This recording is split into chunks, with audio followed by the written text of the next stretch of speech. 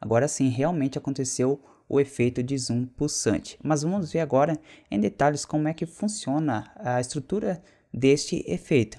Basicamente, o nosso efeito de zoom pulsante, como já havia falado, ele vai ter o tempo dele de onde ele vai acontecer esses efeitos, e podemos ver aqui numa ilustração como que está acontecendo o efeito de zoom pulsante. Em 0% ele recebeu a propriedade de 0, ou seja, ele está começando ali, ele sumiu da tela.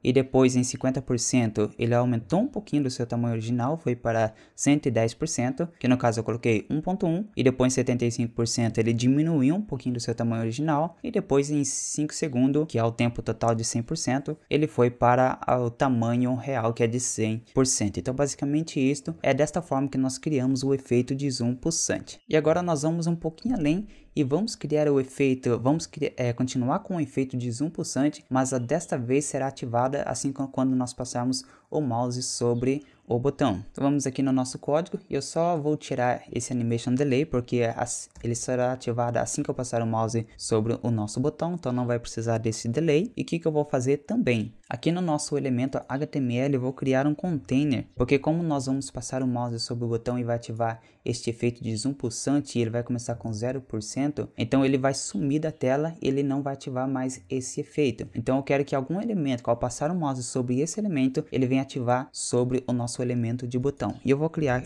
aqui o div class e eu vou chamar de container, que vai ser o container do nosso botão de zoom pulsante. Eu vou colocar esse botão dentro deste elemento, só vou organizar aqui o nosso código. Então agora o nosso botão está dentro deste container. O que eu vou fazer, ao passar o mouse sobre o container, ele vai aplicar o efeito de zoom pulsante. Eu vou aplicar as propriedades para o nosso container. Eu vou colocar container, vou colocar width, que é a largura de 300 pixels também, que é a largura total do nosso botão. E eu vou colocar altura também de 50 pixels. E eu vou colocar o margin bottom, eu vou colocar de 30 pixels também. Então quase as mesmas propriedades aqui do nosso botão, mas só não vai ter cor, não vai ter alinhamento, não vai ter nada disso. Somente aqui a estrutura principal do nosso elemento. E eu coloquei margin bottom para que os próximos elementos aqui embaixo não vão ficar grudados com esse, tá ok? Por isso que eu coloquei desta forma. E agora eu vou colocar o nosso zoom pulsante e, em vez de fazer desta forma, eu vou passar o mouse sobre o nosso container e aplicar aqui no nosso botão. E para isto é bem simples.